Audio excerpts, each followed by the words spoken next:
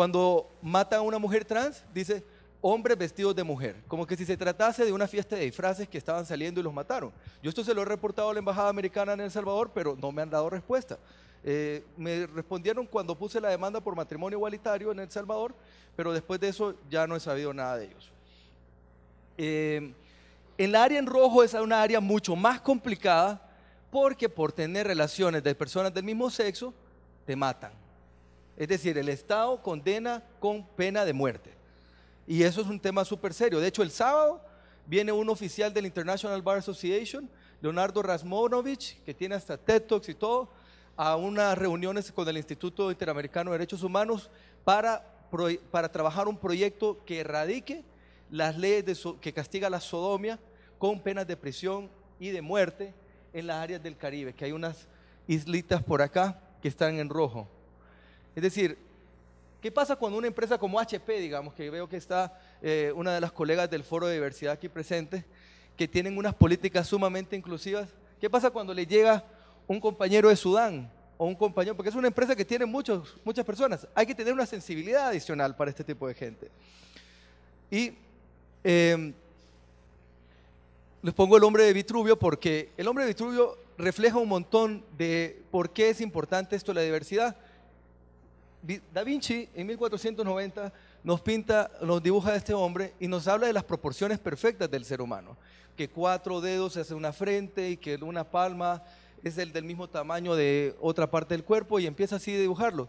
Y Walt Whitman, un poeta americano, pienso con su poema Song of Myself, lo complementa al hablar de que contenemos multitudes, porque en esas multitudes que contenemos, porque somos padres, somos madres, somos hijos, somos amigos, somos empleados, somos embajadores, somos oficiales, etcétera, etcétera, encontramos diferentes manifestaciones de nuestra persona, y dentro de esas manifestaciones de las personas, algunas de ellas son minorías. Algunos de ellos pueden ser afrodescendientes, algunos de esos pueden ser mujeres, algunos de esos pueden ser hombres trans o pueden ser hombres homosexuales, y hay que tener una especial condescendencia o una especial interacción para que se pueda desarrollar el potencial de las personas.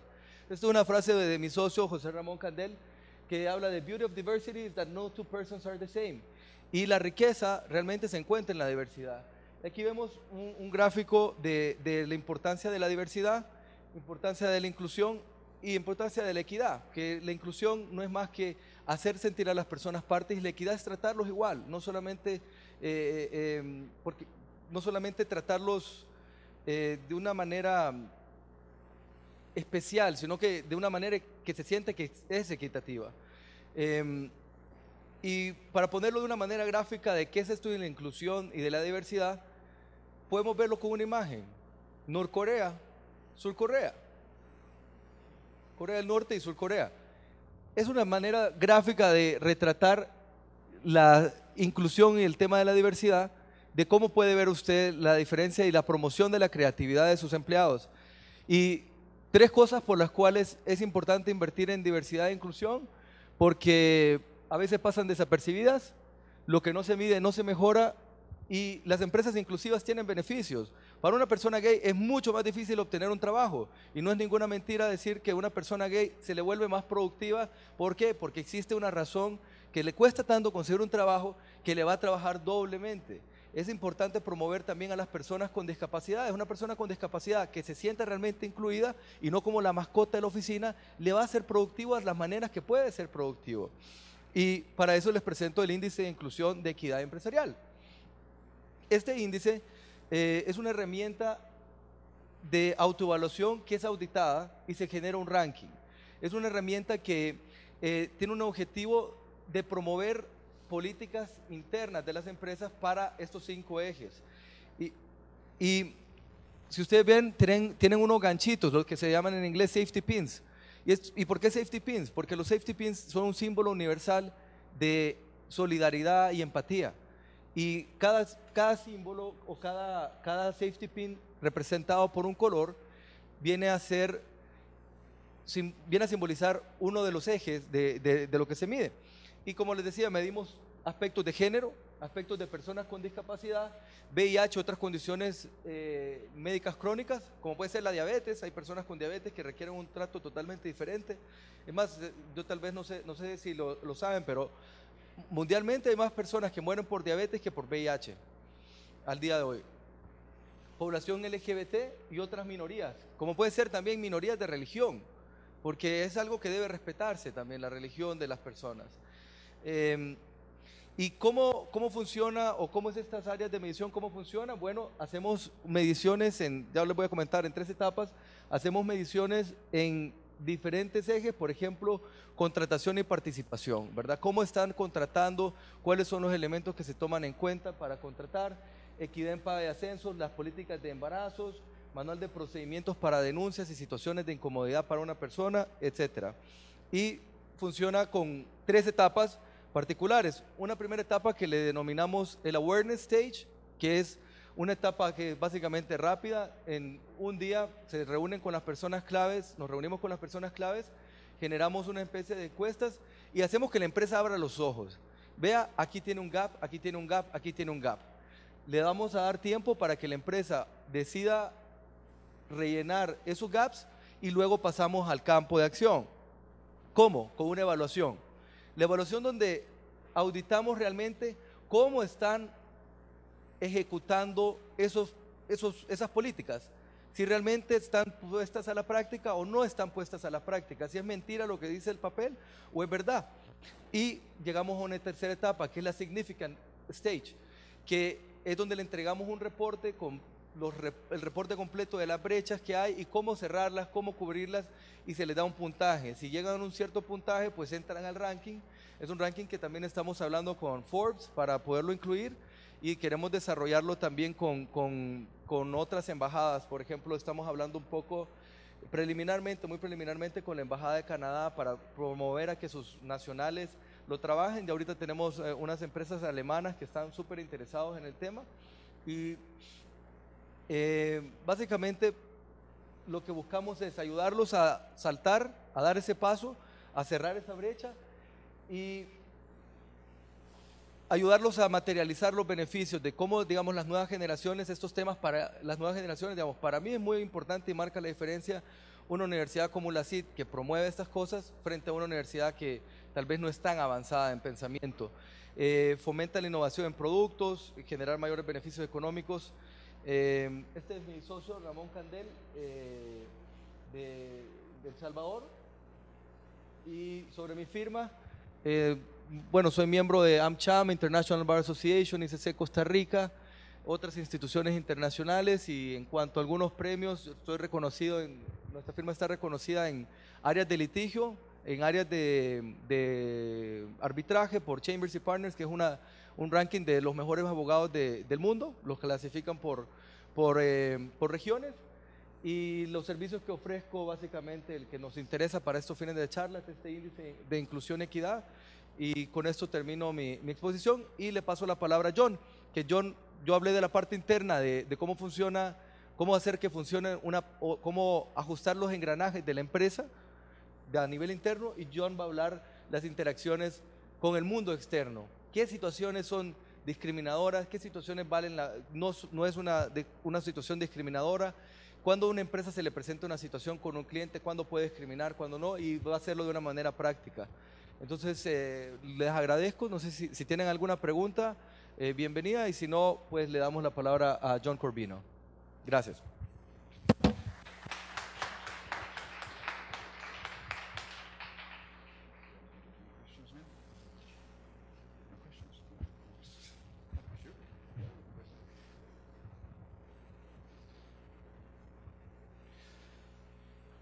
I just need a moment to get my slides up. I will be speaking in English, so if you'd like a translator, they do have those available. Do you know how to get on this? I need to.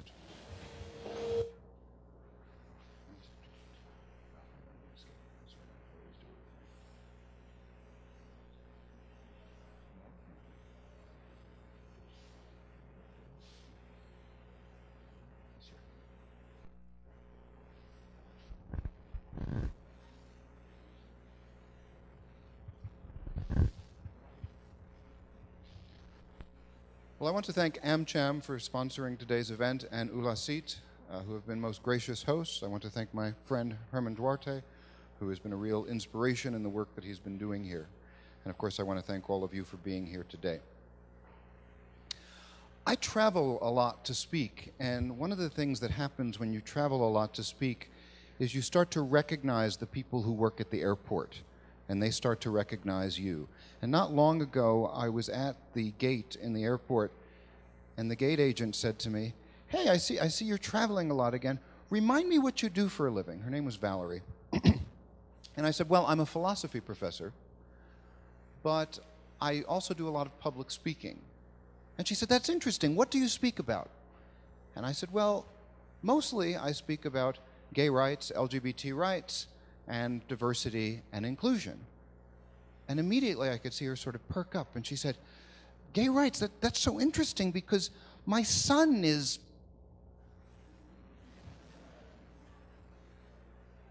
I thought she was having a brain aneurysm or something. What was fascinating is that she couldn't quite say the words. And I talked to her for a while and learned that she was very supportive of her son. But it was interesting to me how there was a sense in which gay was literally unspeakable, at least in the context where she was at work and she didn't know who was around, so she lowered her voice and so on. And I think that this represents quite a bit of the common attitude toward LGBT equality. It's something that we recognize as important. We may believe strongly in it, but in a sense it becomes unspeakable. So I think one of the valuable things about events like this is they give us an opportunity to speak, to give voice to these kinds of issues. As Herman mentioned, whereas he spoke mostly about internal company policy, which is very important, I'm going to talk about businesses' relationship with the rest of the world, and particularly with the customers that they serve. And some of what I'm going to talk about is going to be focused on small businesses. In fact, a lot of what I'll be talking about is focused on small businesses. But some of the lessons we can draw from that, I think, are applicable much more broadly, including to corporations like some of the corporations that are represented here today. One of the first things I want to emphasize is when we talk about diversity and inclusion, it's not enough to be able to say, "Oh, LGBT people are part of our company, LGBT people are among our customers and the people we serve," because sometimes that's true, and yet we also feel the need to remain in the closet. And we don't talk about that as much anymore, I think, because we know so many people who are now out of the closet. I've been speaking on these issues for 25 years. 25 years ago when I started speaking on these issues, Ellen DeGeneres was not out of the closet. Elton John was not out of the closet. I mean, we all knew, but he, had not talked about it. And so we emphasize the importance of being out, of speaking our truth, of not sort of lowering our voice when we talked about these things. I know a lot of people in the business world who work at places that have explicit policies that protect them from discrimination and yet still feel the need to keep it to themselves because they're just not sure how people are going to handle that and react to that. And that's a real drain on them. It's a drain on their productivity. It's a drain on their enthusiasm. Ultimately, it's a drain on business. And when our customers, where the people we serve, feel the same way, feel that in order to do business with us, they have to remain in the closet, that just increases the bad feeling and the ill feeling that accompanies this situation. So I think we can do better than that. And like I said, I want to talk a little bit about small businesses, and particularly about some controversies that have been arising in the United States recently about anti-discrimination law and how that applies to businesses. And much of this happened in the wake of the same-sex marriage debate. In 2015, the United States Supreme Court ruled that same-sex marriage should be available across the entire country. And suddenly the whole country had same-sex marriage. And very quickly, the debate moved from a debate about same-sex marriage to a debate about religious liberty. And not religious liberty in the sense that people felt that they couldn't go to the church or synagogue or mosque of their choosing. Not religious liberty in the sense that people were worried about wearing explicitly religious symbols in public. Not religious liberty in the ways that religious liberty has traditionally come up in the United States and is coming up in other parts of the world, but rather with respect to businesses that said, we don't want to serve same-sex weddings.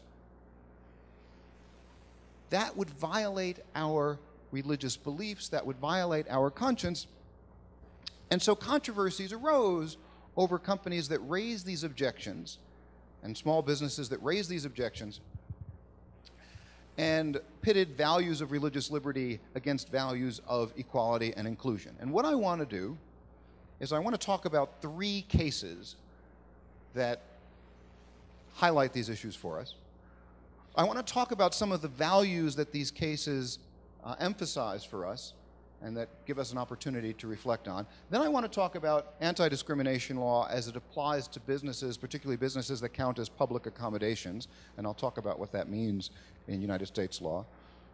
I'm going to give a proposal for reconciling some of the tension that we see in the second part, and then I'll wrap it up with a conclusion, and then we'll have time for discussion, and I hope both of us will have an opportunity to answer questions at that point, because I bet you people had you had a very nice presentation. I'm sure people had many questions, so we'll have an opportunity, both of us, I think, to answer questions. That reminds me, much time do we have? Till 6:30 total? 6:30. Yes. Okay. Well. Okay.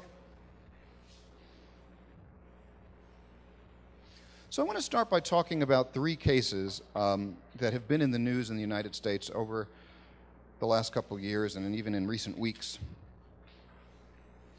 And one of them is exactly one of these cases of a wedding service provider, Masterpiece Cake Shop, which is a bakery in Denver, Colorado.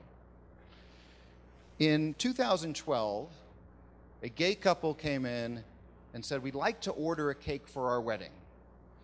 And the owner, Jack Phillips, said, I'm so sorry, but we don't do cakes for same-sex weddings. That conflicts with our Christian religious beliefs. Discrimination on the basis of sexual orientation is against the law in Colorado, and so the couple filed a complaint with the Colorado Human Rights Commission, which ruled that Phillips was guilty of sexual orientation discrimination. That was appealed to several courts in Colorado, and each court so far has said, yes, he was guilty of sexual orientation discrimination for not selling a wedding cake to the same-sex couple. Now, I'm going to ask you how many people agree that he was guilty, how many people disagree, or how many people don't know, or you think it's none of my business. So by a show of hands, how many people agree that he was guilty of sexual orientation discrimination? Okay. How many people disagree? How many people don't know?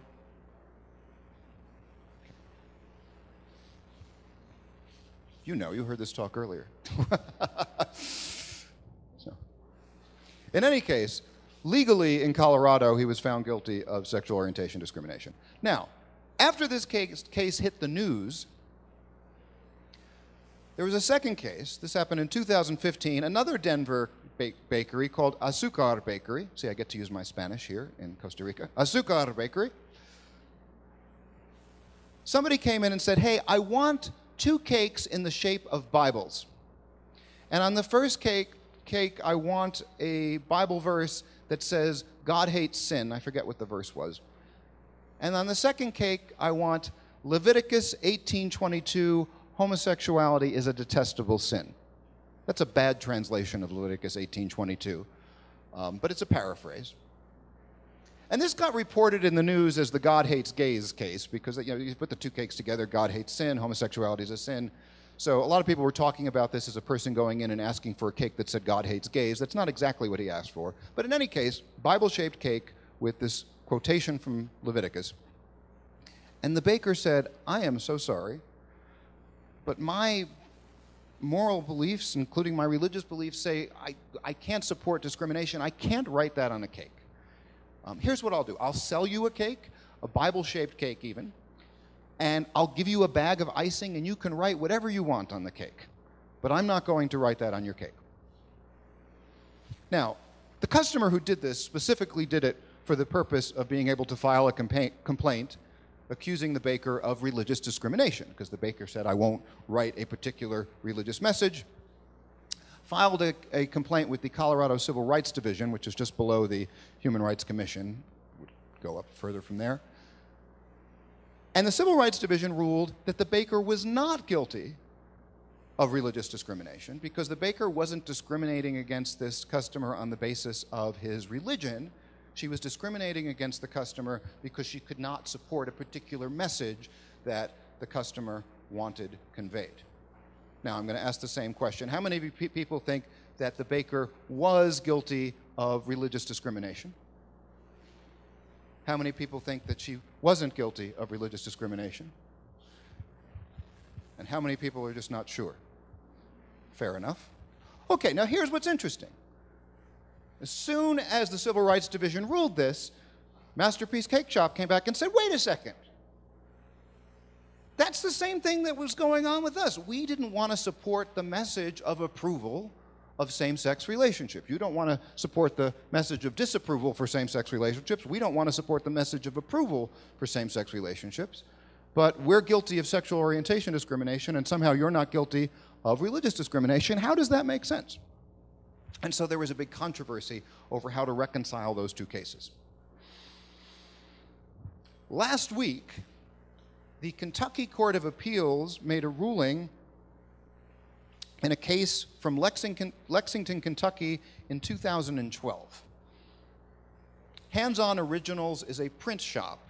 They print customized T-shirts and mugs and pens and other calendars, things that you can pick out the object and then have them customize it for you with various things. And a gay rights organization in Lexington, Kentucky called them on the phone and said, we would like a T-shirt for the Lexington Pride celebration.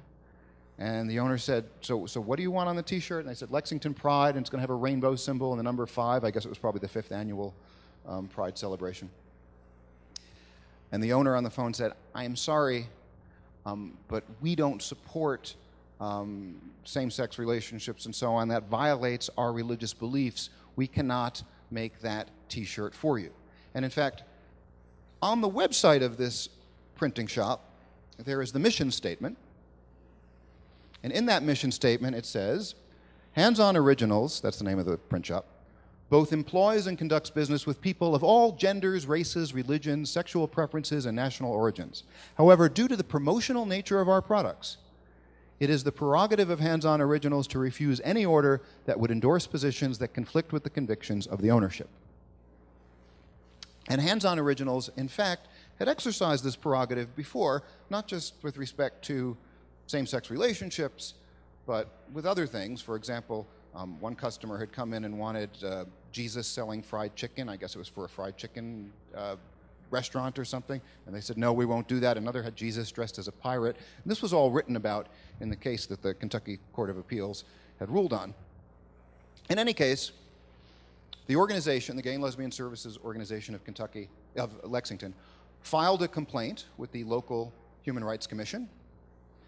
The commission said that he was guilty, the owner was guilty of sexual orientation discrimination. They appealed that to the circuit court. The circuit court said, no, not guilty of discrimination. He was just refusing to endorse a particular message. And last week, the Kentucky Court of Appeals agreed with the circuit court, said, no, this owner was not guilty of sexual orientation discrimination. I'm going to ask the same question again. How many of you think that the owner was guilty of sexual orientation discrimination? A few. How many of you think not guilty? How many not sure? Okay, so a lot more ambivalence on this case than on the previous two cases. So part of what I want to do is talk about how we reconcile our intuitions in those cases and to give a proposal for that reconciliation. But let me start by talking about some of the values that come up in these cases. Values, things we are committed to, things that are important to us, things that we believe in a certain way. Value of liberty.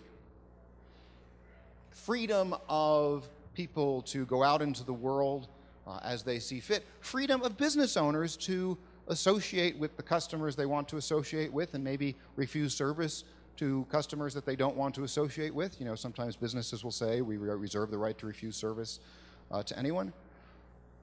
Freedom of people to enter into the commercial transactions they support, or to say, you know what, I don't want to enter into this commercial transaction. Value of equality, a belief that people who are in equal situations should be treated equally. The value of integrity. In all of these cases, the owners talked about their religious and moral convictions and why those were important to them. And one of the things I want to emphasize today, particularly in front of a group like AmCham, is that our integrity is something that we carry with us all the time, not just at home, but also in the workplace, because we spend the vast majority of our adult waking lives at work. Right? If you look at the hours of the time you're awake during the week, I bet, unless you're somebody who lives a life of leisure, that you spend a lot of that time at work. And so the things we do there define who we are. It's not just, well, my moral life is the life I have at home, and then at work I put on a totally different hat. No, our integrity matters to us in the workplace as well. Whoops. What happened here? Okay. Freedom of association, including commerce, I talked about that already. Freedom of expression, people wanting not to endorse certain messages that they don't believe in. And finally, religious liberty, because in many cases these incidents are being framed in terms of religious liberty. And they're being framed in terms of religious liberty in a way that's kind of new. Not new because it's new for people to have religious liberty concerns. These are as old as the country and older than that. New because these religious liberty concerns are specifically coming up in the context of business transactions that were often thought of as being a separate sphere. So you had your life at home, and then you had your life at work, and at least in terms of religious liberty claims you might make legally, that those weren't the kinds of things we made in the context of commerce, at least not as much. I mean, there are cases that we can talk about from the middle of the 20th century having to do with various laws about closing on the Sabbath and so on. There's a whole jurisprudence about this. It's really quite fascinating. And that might raise the question for you, well, can businesses exercise religion? People can exercise religion, but for business to say, wait, you're violating my right to the free exercise of religion, what does that mean? Now, it's easier to see what it means in the case of these small businesses like the bakeries. Why? Because these are owner-operated businesses. They sometimes have just a few employees. Sometimes the employees are just family members. But these kinds of claims are also being made in the context of big business. For example, Hobby Lobby stores. It's a Fortune 500 company. It employs thousands of people of all different religious faiths, and some of no religious faith at all. In 2014, the U.S. Supreme Court ruled that Hobby Lobby could claim a religious exemption to having to provide certain insurance coverage for certain kinds of contraceptives, particularly things like the morning after pill. Because Hobby Lobby said, look, we have religious objections to these contraceptives. They were part of the Affordable Care Act, or what we sometimes call Obamacare. And the Supreme Court ruled that Hobby Lobby could claim a religious exemption there. And people's like, wait a second, how does Hobby Lobby is a huge store. It's like a Walmart kind of store. How does a company like that claim religious objections? Now, part of it was that in the decision, the court emphasized that this was a closely held corporation, meaning that there were only a few shareholders and that this was not publicly traded.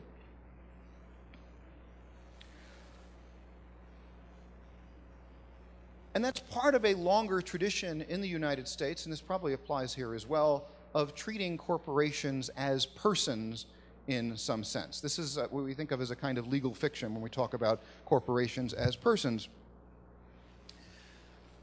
But there's a real question about whether those legal persons can exercise religion. And this has provoked an ongoing debate in the United States. And part of that debate has to do with what happens when you form a corporation, because part of the point of forming a corporation is that you are separating the owner in some sense from the business. When you incorporate, you're saying, look, this entity is different from me, and that's going to limit my liability. So if something happens at work and you want to sue, you can sue the business, the corporation, but that's not going to carry over to me in a certain way. Why? Well, because the corporation is actually separate from me. And yet, in many of these cases, including Hobby Lobby stores, which is of course incorporated, and even the bakery cases, many of which are incorporated for tax reasons and liability reasons, they're claiming that, yes, we're a corporation, but also this affects our religious liberty as individual persons.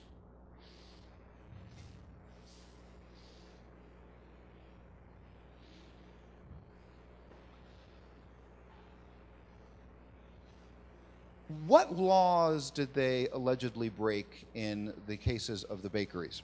Well,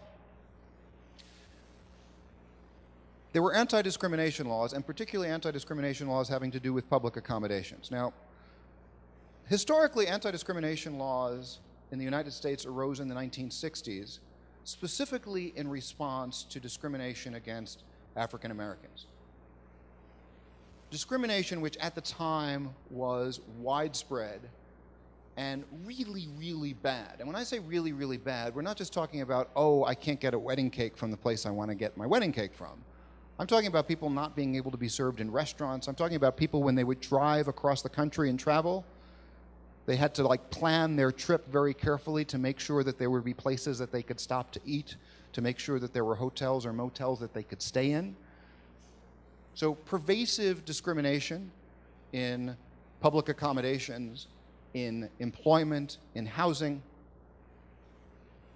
And over time, anti-discrimination law, which initially applied on the basis of race, national origin, ethnicity, and so on, started to apply to more categories, and it generally covered employment, housing, and public accommodations.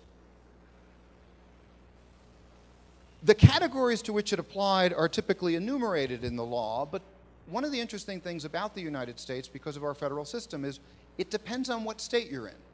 There are federal anti-discrimination laws, but those federal anti-discrimination laws don't include all the categories that the state laws include. For example, federal anti-discrimination law does not include sexual orientation and gender identity. And it defines public accommodations in a much narrower way than state law typically does. So public accommodations, at least initially, referred to things like restaurants, movie theaters, common carriers, airlines, buses, and so on, but not to individual stores. State laws tend to be much more comprehensive. Here's Colorado's anti-discrimination law. It defines a place of public accommodation as any place of business engaged in sales to the public, and says a place of public accommodation cannot refuse, withhold from, or deny to an individual the full and equal enjoyment of the goods, services, facilities, privileges, advantages, or accommodations based on race, color, disability, sex, sexual orientation. Colorado, interestingly, has interpreted sexual orientation to include transgender status. That's kind of an interesting thing about Colorado. National origin or ancestry, creed, that includes belief, religious belief, and marital status.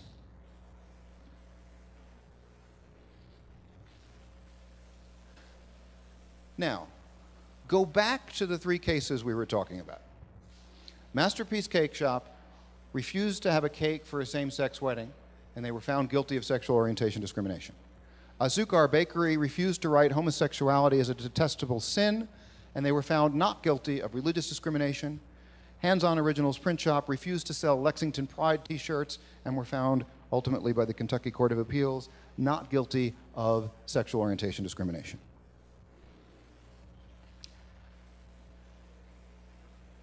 Let's start with the bakery cases. When people argue that Masterpiece Cake Shop is not guilty of sexual orientation discrimination. Now, most of you agreed that they were, and of course the court thought that they were. But Masterpiece Cake Shop said, no, we're not guilty of sexual orientation discrimination. And when you ask them why not, there's an answer that they commonly give, and it's a bad answer. But I want to talk about it because it's a tempting answer. And the answer is this. They say, look, it's not sexual orientation discrimination to refuse gay wedding cakes because we sell other things to gay people. We sell them cookies. We sell them cupcakes. We sell them birthday cakes. We just don't sell them wedding cakes because we don't want to participate in same-sex marriage because we have moral objections to that. And so we're not discriminating on the basis of the status. We're refusing to participate in this particular activity. Now, it's funny. I said that they say they sell things like birthday cakes, and they do at Masterpiece Cake Shop. But there was an interesting case in Toledo, Ohio, a year or so ago, where a person went into a bakery to order a birthday cake. The owner then went on the customer's Facebook page, figured out that the birthday cake was for the customer's lesbian partner, contacted the customer and canceled the order, said, I cannot participate in providing anything for any same-sex relationship. And I have two reactions to this. One is, Facebook? Who does that? I mean, think about that. Hi, I'd like to buy a blueberry muffin. Great, but first we're going to check your Instagram. I mean, who does that? But the other thing is that, notice the logic is actually the same logic of the wedding cases, because the person might say, look, when you give a birthday cake to your partner, or any gift to your partner on their birthday, you bring them flowers, you bring them chocolates, you bring them cake, whatever you're doing, you're participating in it, you're doing an act of affection. That's part of how we express ourselves in same-sex relationships, just like in opposite-sex relationships. We express affection in the daily activities we engage in, including the gifts that we give, and the baker is saying, look, I don't want to participate in that act of affection. And if you push that logic all the way, you could think like any business owner could say they don't want to sell anything to a gay person who might be giving that thing to their partner because, again, that's an act of affection, and they don't want to participate in that affection because they think that those relationships are wrong. In any case, this kind of argument was rejected by a number of courts, including the Kentucky Court of Appeals in the T-shirt case, because they pointed out that there are some activities that are exclusively or predominantly engaged in by the protected class, and if you discriminate on the basis of those activities, it's just like discriminating against the group. So, for example, suppose I would say, I'm not discriminating against Jews. I'm discriminating against people who wear yarmulkes or kippas. Well, that's discriminating against Jews. I mean, we can figure out what you're doing. Or I'm not discriminating against, Muslim women. I'm discriminating against people who wear a hijab. It's like, well, it effectively defines the targeted class because it's an activity that is exclusively or predominantly engaged in by that class. Well, same-sex weddings are predominantly engaged in by LGBT people. So to discriminate against those weddings, to discriminate against that activity is effectively to discriminate against that group. So it was good to see the Kentucky court rejecting that argument. Here's the answer I want to propose. And it's not a perfect answer, but I think with respect to the law and the laws applying to commerce, it's a good way to go. And it says, look, if you sell an item, you should sell that item to any paying customer. This is something you sell, you should sell it to anybody who's willing to pay as long as the item is available. There are going to be some exceptions to that, right? If you sell alcohol, you shouldn't sell it to minors and so on, but within those kinds of constraints. But it's not discrimination to refuse to sell an item that you don't sell otherwise. So, go back to the cases we discussed. A Zucar bakery can say, I don't sell cakes that say homosexuality is a detestable sin to any customer. I'm not going to sell it to you. So I'm not discriminating against you on the basis of religious beliefs. This is just not an item I sell. Masterpiece Cake Shop, by contrast, said, I'm not going to sell any cake to you. It's like, well, what about the cake that you just sold to that other person? I want that same design. You don't have to make any changes. No, I won't sell a cake for a same-sex wedding. Well, wait a second. This is something you sell. Why aren't you selling it here? Here's what I think is useful about this distinction. means other cases where we recognize that a baker shouldn't have to provide something that conflicts with their convictions. So for example, suppose you run a kosher bakery, and somebody comes in and says, I want bacon on the top of my cake. I don't know who puts bacon on top of cakes. It could be good. I don't know. And they say, well, we don't do that. We're a kosher bakery. It's like, well, here, I brought some bacon. You can just put it on. It's like, no, we don't do that. That's not something we sell here. Or suppose you are a vegan, maybe for moral or religious reasons. You don't believe in using animal products in food. And say, okay, I would like a real buttercream cake. I want real buttercream frosting. It's like, no, that's not something I provide. We don't do that here. If we follow this solution, then any standard item, including items you have in a catalog that you provide to all people, you must sell to any customer. But we're going to make a distinction between what you're selling and to whom you're selling it. And this is also going to address some of the free expression or free speech concerns. If we do that, if we adopt this approach, I think that we can say Masterpiece Cake Shop was wrong because they said they wouldn't sell any cakes to same-sex couples. Whereas a Zukar bakery said, look, I'll sell you the Bible-shaped cake. I do those for other people. I do them for First Holy Communions and so on. I'm just not going to write this because that's not something I write for anybody. And the print shop, I'm sure they would be happy to sell blank T-shirts. I'm sure they'd be happy to sell T-shirts with other designs to this group, but they just wouldn't sell this particular design. And you could imagine a T-shirt shop not wanting to sell a number of different designs. For example, they might not want to sell a Nazi swastika design on a T-shirt, even if that was provided to them, because they look, that's just not something we provide to any customer.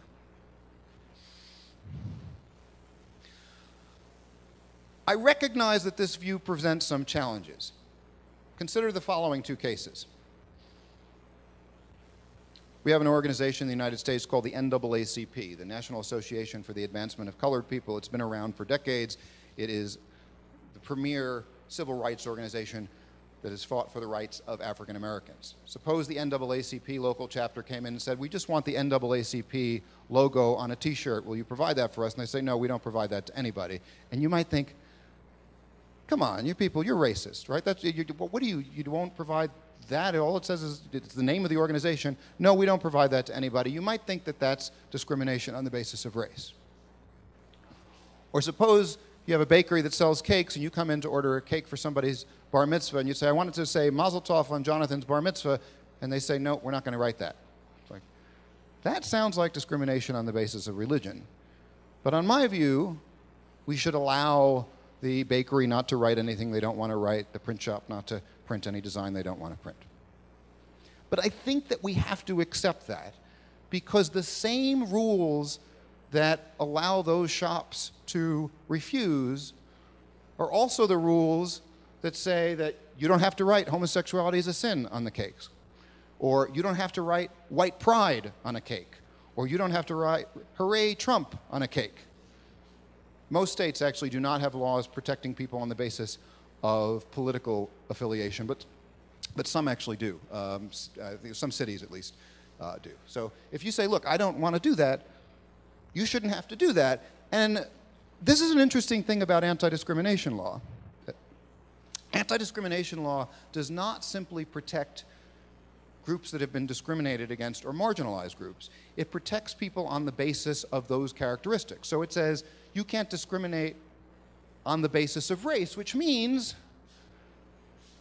whether it's an NAACP t-shirt or a white pride t-shirt, if the first case is discrimination on the basis of race, it's going to be hard to argue that this case is not discrimination on the basis of race, because both of them are expressing pride in a particular race.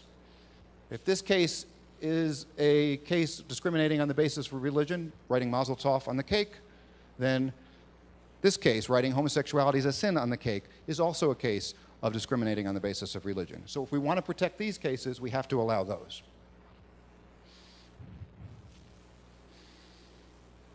Let me wrap this up and then leave us some time for questions and discussion. And I want to wrap this up by bringing it back to the issue of business more generally, including large corporations. And I want to talk about the ways in which businesses have a tremendous power to influence culture in these areas. I mentioned that back when anti-discrimination laws were created in the United States, it was largely in response to racial discrimination and to cases where people couldn't even drive across the country without having to worry about where they could eat, where they could stay in a hotel, and so on. You don't hear about that kind of discrimination anymore. And part of the reason you don't hear about that kind of discrimination is because we have laws against it. But also part of the reason we don't hear about that kind of discrimination is that we have large hotel chains now that have hotels in various parts all across the country in the United States. It's very rare. I don't know how things are here in Costa Rica, but in the United States it's very rare to have these independent mom and pop motels anymore, whereas back in the 1950s and 60s those were much more common. Nowadays almost every hotel that you pass is affiliated with Marriott or Hilton or Sheraton or one of the other large hotel chains. I hope there are no big hotel chain people here that I forgot to mention in my list. When those businesses created policies that said, look, we as a business will not discriminate on the basis of these various characteristics, typically including things like sexual orientation, they didn't just make the world better and safer for people like me and for other minorities. They also sent a message to society at large. And as Herman pointed out earlier, these corporate policies, which are largely created because of the recognition that diversity and inclusion are good for business, also speak very powerfully to the importance of diversity and inclusion in our society more generally, because businesses are powerful, and the larger the business, the more powerful they are. So it's funny when people, get angry at Apple, or they get angry at Starbucks because, or they get angry at Disney because they support LGBT equality, and they say, oh, we're going to boycott it. They're like, good luck with that. Okay, you're going to boycott Starbucks. Good luck, right? These businesses are large, they're powerful, and so when they take a stand for diversity and inclusion, that has an effect on the culture. But as I mentioned earlier, it's not enough to just have it in the policy. The policies are very important. I don't want to de-emphasize the importance of that. But it's also important for it to become part of the business culture. Because I know too many people who work at companies that have the explicit policies and yet say they still don't quite feel comfortable speaking their reality, speaking their truth. They're like Valerie at the airport. They believe in it, but they just can't quite say it.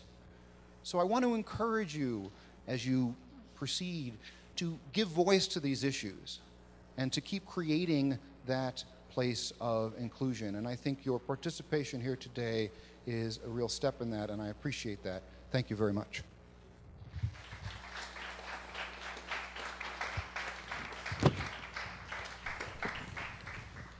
And now we have a little bit of time for questions, I think, for either one of us.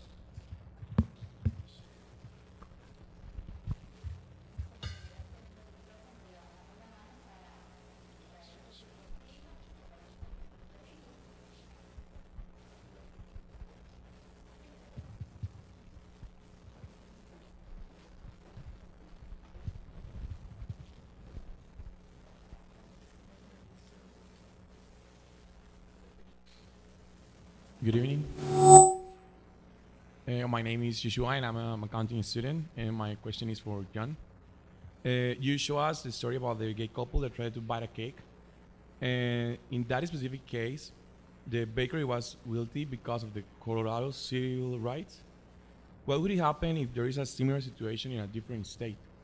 Is there any LGBT law that works for all the entire country? It's an excellent question, and the answer, unfortunately, is no. Right now, it's less than half of the states that have statewide laws protecting people from discrimination on the basis of LGBT identity. And some of the states that have such laws include sexual orientation but don't include gender identity, so the protections are stronger for gay, lesbian, bisexual people than they are for trans people. And sometimes the states that have these laws have them covering housing and employment, but not public accommodations. The reason that that other case came up in Kentucky is because the city of Lexington, which is just one, there are like a couple of cities in Kentucky that are more liberal, whereas the rest of the state is actually quite conservative. And so sometimes you have cities that have city ordinances prohibiting this kind of discrimination. But there's a real sort of patchwork of laws across the country, and they're not consistent. And this is one of the things that we're working on in the United States to create that kind of consistency, because it makes it difficult as you're traveling and not knowing, what to expect as you enter these different places. Thank you. Thank you. ¿Alguien más? Por acá. Ruth, gracias. Ruth. Gracias. Thank you for your comments. A question along the same lines about different states. In your opinion, would a different state have ruled differently on the Kentucky case? On the print shop case. I actually think that what makes that case complicated is the issue of free speech, which, as you know, we have a strong tradition of in U.S. law and in free speech jurisprudence in the United States. And it's strange, because a lot of people would say to me, what do you mean free speech? Because when you sell a T-shirt that has words on it, they're not your words as the business owner, they're the customer's words. In fact, the customers was submitting the design. You didn't even have to make the design. All you had to do is print the design they submitted. But the tradition against compelled speech has actually been fairly expansive, and there's a famous case, I want to say it was from the 70s, Woolley versus Maynard, where the New Hampshire license plate says live free or die, and there was a Jehovah's Witness who said, look, I don't want that on my license plate. I like that motto. It conflicts with my religious beliefs. And the U.S. Supreme Court ruled that New Hampshire could not require people to have that on their license plate. If people wanted to block that out on the license plate, they could. Now, nobody thinks that the words on your license plate are your words. They understand it's the state motto. Everybody has that on their license plate. And yet, they still found that that was compelled speech. The T-shirt case is different, of course, because you can sell somebody a T-shirt. You don't have to wear the T-shirt, but when you go out in your car, you're the one in your car. You always have the license plate with you when you're in the car. So it's complicated, but I think that because of the free speech issues, it's likely that other courts in the country may have found similarly on this case. And I think that, in fact, for the reasons I stated, that's probably the right way for them to go, because otherwise you start creating problems with, well, what about the people who want to put homosexuality as a sin on the cake? What about people who want the white pride T-shirt? And I think it's hard to make that consistent with anti-discrimination law if you rule against the Kentucky print shop. ¿Alguien más? Ajá. Adelante, doña Ruth. Hi, I'm Ana Mora. I'm from HP. I'm part of AmCham too. Here in Costa Rica, we have a lot of gaps based in the education that we are receiving from since the school. What kind of best practice in U.S. you know that they are putting in place in the schools and high schools to open this kind of topic a little bit more? Thank you for that question. I think that one of the things that we are trying to do is to recognize LGBT contributions to history and government and all of the other things that we study in school. And when we study these various subjects, we study the contributions of a diverse group of people. Trying to highlight that diversity more is an important part of that. I know that Herman, in many of his presentations, often concludes the presentation with a discussion of Harvey Milk, who was a politician in the 1970s who fought for equality as he was on the city council in San Francisco and was assassinated.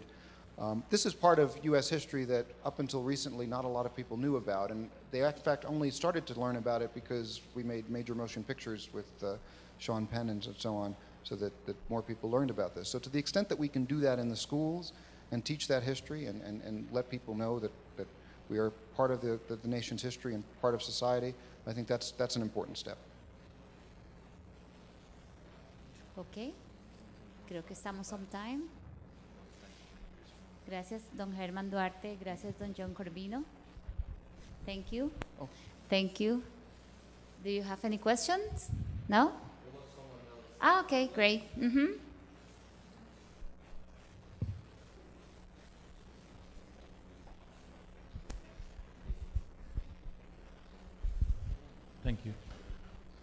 question, John, would be, what is the risk? So from your speech, what I get is there is a road to walk still to gain more rights and to make it more consistent through the country in the United States. But also, what is the risk to go back? Is there any, and Yeah, I used to have the view that I think a lot of us naively have, that, you know, progress always keeps moving forward and moving forward and moving forward. And you may have heard we had a presidential election last year. And some of us are not as confident anymore, particularly because of the ways in which discussions of immigrants, discussions of minorities, and so on, that the tone of that changed in the country in really troubling and disturbing ways. So I think there's always the risk that we go backwards, and I think that continuing to be vigilant, continuing to talk about these issues, continuing to fight for equality, we can't become complacent. And it's easy to forget how shaky, how tenuous that progress can be if we don't, you know, continue to fight for it.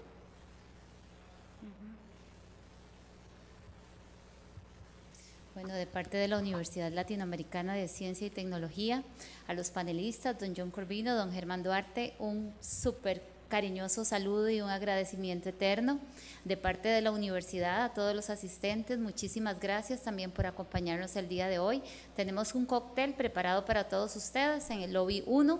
Los vamos a acompañar, mis compañeras y yo estamos con ustedes. También los receptores de la traducción simultánea y sobre todo un caluroso aplauso. Muchísimas gracias.